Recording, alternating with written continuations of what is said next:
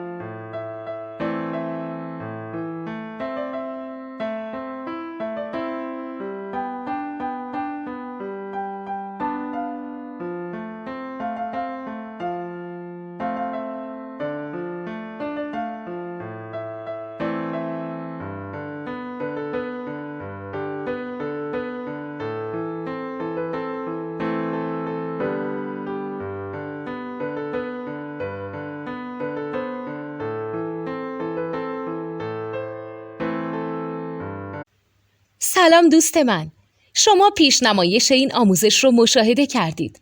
برای دیدن آموزش به صورت کامل میتونید به وبسایت نوت2 که مرجع آموزش موسیقی هست مراجعه کنید.